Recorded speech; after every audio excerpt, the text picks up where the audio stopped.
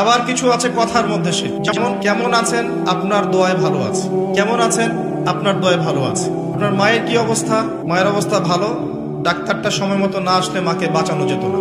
যাত্রা কেমন ছিল, জার্নি খুব ভালো ছিল, ড্রাইভার অনেক ভালো ছিল, ড্রাইভারের দক্ষতায় অ্যাক্সিডেন্ট থেকে নিশ্চিত অ্যাক্সিডেন্ট থেকে বেঁচে গেছে। আমি না থাকলে কাজটা হতো না, ভাগ্যিস আপনি ছিলেন, না হলে আমার এই বিপদ থেকে রক্ষা হতো না। প্রচুর কথা বলতে গেলে সারা রাত চলে যাবে, কথার মধ্যে বেশি শিরক হচ্ছে। এমনকি অনেক গানের লিরিক্স দেখবেন, তোমাকে ছাড়া বাঁচবো না, তুমি আমার জীবন, তুমি আমার মরণ, এ ধরনের কথা আছে না? আসমান জমিন চন্দ্র সূর্য সব তোমার, তোমার জন্য চাঁদ নিয়ে এসে দিব, চাঁদে বাড়ি বানাবো, কত কথা। এই শিরিক এবং তাওহীদটাকে শেখেন, শেখার পরে আপনি উপন্যাস পড়বেন, কবিতা পড়বেন, গানের লিরিক্সগুলো পড়বেন, দেখবেন যে শিরিক দিয়ে ভর্তি। এমনি এমনি আল্লাহ পাক বিষয়গুলোকে হারাম করেন না, এখানে শিরক আছে, অনেক ক্ষেত্রে কুফরি কথা আছে, অনেক ক্ষেত্রে আবার ভক্তি প্রদর্শন করতে গিয়ে অতি ভক্তি হয়ে যাচ্ছে, আর হারাম ইনস্ট্রুমেন্ট তো আছেই, সব মিলিয়ে বিষয়টা হারাম।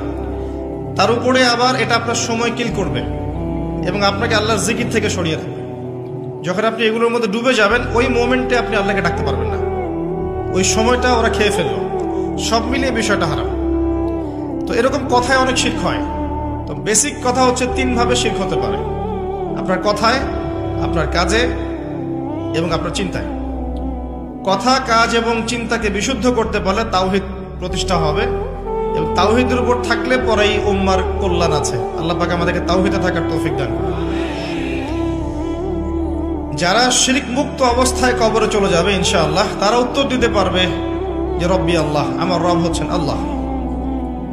যখন দ্বিতীয় প্রশ্ন করা হবে মা দীনুক, দুনিয়াতে যারা দিন ইসলামকে ঠাট্টার ছলে গ্রহণ করেছে, হাসি তামাশার মতো, ইসলামের কিছু অংশ ভালো লাগে গ্রহণ করেছে, কিছু অংশ ভালো লাগে না গ্রহণ করে নাই, যতটুকু করলে কোনো সমস্যা হয় না করে, যেটা করলে সমস্যা হয় করবে না, ইসলামকে পরিপূর্ণ জীবন ব্যবস্থা রূপে বিশ্বাসই করে না, মনে করে ইসলাম এই যুগে চলে না, ওই যুগে চলতো, ইসলাম সেকেলে ব্যাকডেটেড, এখন আমরা আধুনিকতার সময় আছি ইত্যাদি, ইসলামের সব বিধান এখন আসলে প্রযোজ্য নয়, এগুলো আগে চলতো এখন হয়তো চলে না।